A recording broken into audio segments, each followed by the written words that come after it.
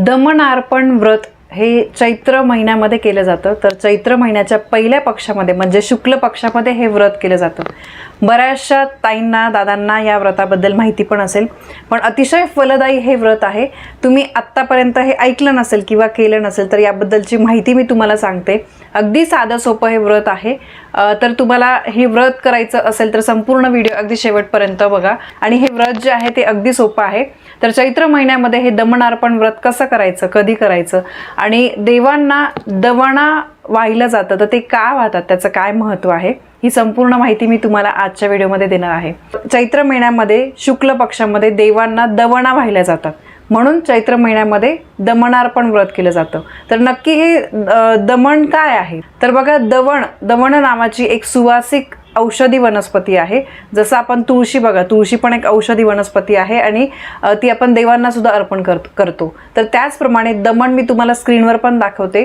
दवण नावाची एक वनस्पती आहे, त्याला संस्कृतमध्ये दमन असं म्हटलं जातं। नावाप्रमाणेच ही जी वनस्पती आहे ही मानवामधील अतिरेकी विकारांचे दमन करते। विशेषतः जो रागीटपणा, हट्टीपणा, चिडकेपणा आहे त्याचं ती दमन करत असते। म्हणजे मानवामध्ये एक सोज्वळपणा, शांतपणा आणण्याचं काम दमन ही वनस्पती करत असते। आणि दमन जे आहे तर त्याची पंचोपकार पूजा करून मग ती देवांना वाहिली जाते।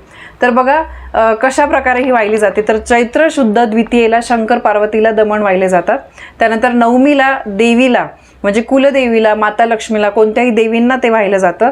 द्वादशीला विष्णूंना ते वाहिलं जातं आणि श्री स्वामी समर्थांना ते वाहिलं जातं। त्रयोदशीला महादेवांना हे वाहिलं जातं दमन वनस्पती। आणि मग पौर्णिमेला सर्व देवांना दमन वाहिलं जातं। आणि पौर्णिमेला तुम्ही सगळ्या देवांना तुम्हाला वाहिलं गेलं नसेल तर पौर्णिमेच्या दिवशी तुम्ही सर्व देवांना ही दवणा वनस्पती जी आहे तर ती तुम्हाला व्हायची आहे। मोठ्यात मोठे पाप, काही चुका, संकट आपल्या आयुष्यामध्ये आले असतील, काही पाप वगैरे आपल्याकडून झाले असतील तर ते धुवून काढण्यासाठी, तर त्याचं प्रायश्चित्त म्हणून तुम्ही जर ही दमन वनस्पती देवांना वाहिली तर मोठ्यात मोठे संकट दूर होतात, अडचणी दूर होतात, दुःख दूर होतात आणि तुमच्या आयुष्यामध्ये भरभरून सुख येण्यासाठी मदत होत असते। तर त्यासाठी चैत्र महिन्याच्या शुक्ल पक्षामध्ये तुम्हाला दमन ही वनस्पती जी आहे तर ती देवांना अर्पण करायची आहे। ही वनस्पतीबद्दल बघा, तुम्हाला माहीत करून घ्यायचं असेल तर जवळपास कोल्हापूरमध्ये याचं पीक जे आहे तर ते काढलं जातं। कोल्हापूर जिल्ह्यामध्ये दवणा जे आहे तर ते त्याचं पीक काढलं जातं आणि शक्यतो तिकडेच असतं, त्याच्याशिवाय जास्त कुठे याचं पीक काढलं जात नाही। आणि जसं आपण दुर्वांची जुडी घेतो ना, तर तसं तुम्हाला त्याची जुडी मिळते 10 रुपयापासून 25 रुपयापर्यंत हे जे आहे तर ते तुम्हाला मिळतं। आणि चैत्र महिन्यामध्ये तुम्हाला जिथे देवांचं सामान मिळतं, जिथे फुलं, दुर्वा, तुळस वगैरे सगळं मिळतं, बेल वगैरे, तर तिथे तुम्हाला ही वनस्पती मिळू शकते।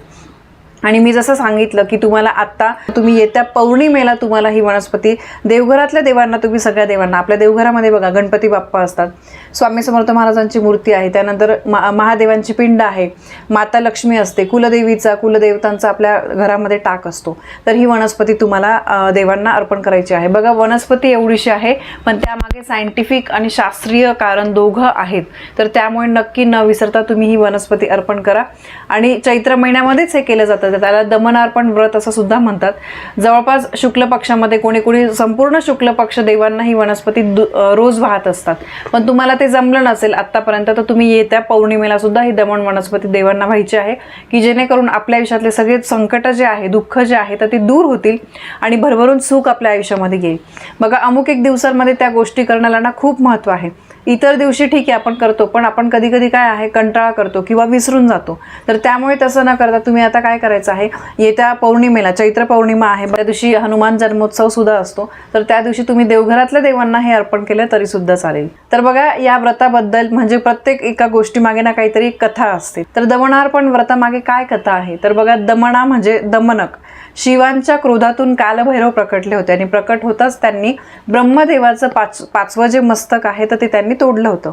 त्यांच्याच डाव्या हाताला ब्रह्महत्या होऊन ते चिकटलं आणि त्यातून गळणारं रक्त प्यायला कुत्री वगैरे असे प्राणी जे आहेत तर ते गोळा झाले होते। आणि त्यांच्या या उग्र बटूच्या भय निर्माण करणारा रव म्हणजे त्याच्यातून निर्माण झालेल्या अवताराला भैरव असं नाव मिळालं। आणि साक्षात पितामहांना शासन झाल्यामुळे सगळी सृष्टी जी आहे तर ती घाबरून गेली होती। मग भैरवांना आवर घालण्यासाठी विष्णूंनी त्यांना शाप दिला होता, सर्वांनाच दमन करणारा तू वनस्पती होशील। त्या क्षणी तो उग्र भैरव उग्रवासाची वनस्पती झाला आणि ती वनस्पती म्हणजेच दमन वनस्पती। तर बघा या दवणाच्या झाडाला आहे ना एक उग्र वास येतो, म्हणजे दुरूनच वास आल्यावर सुद्धा काही आजार वगैरे जे असतील तर ते सुद्धा दूर होतात. तर त्यामुळे या झाडाला तितकंच महत्त्व आहे. आणि या झाडाला मी तुम्हाला स्क्रीनवर पण दाखवते, असं तुरे असतात वरती आणि त्याचा सुद्धा खूप फायदा असतो. तर बघा ही दवण वनस्पती जी आहे तर त्याचा सायंटिफिकली पण बघायला गेलं तर खूप उपयोग आहे. जसं आपण चंदनाचा वापर करतो, तुळशीचा वापर करतो, तर त्याचप्रमाणे दवणाचा सुद्धा वापर केला जातो. तर बघा आता तुम्हाला कळालं असेल, अगदी हे सोपं साधं सोपं व्रत आहे. तुम्हाला येत्या चैत्र पौर्णिमेला तुमच्या देवघरातल्या देवांना दवण वनस्पती ही अर्पण करायची आहे, देवांना नमस्कार करायचा आहे. आणि अर्पण करण्याआधी ती थोडीशी स्वच्छ धुवून घ्यायची आहे. त्या वनस्पतीला तुम्हाला हळद कुंकू अक्षता अर्पण करायचे आहे. देवांसमोर दिवा अगरबत्ती लावून मग ही वनस्पती जी आहे याचे अगदी थोडे थोडे पानं जे आहे तर ते तुम्हाला अर्पण करायचे आहे.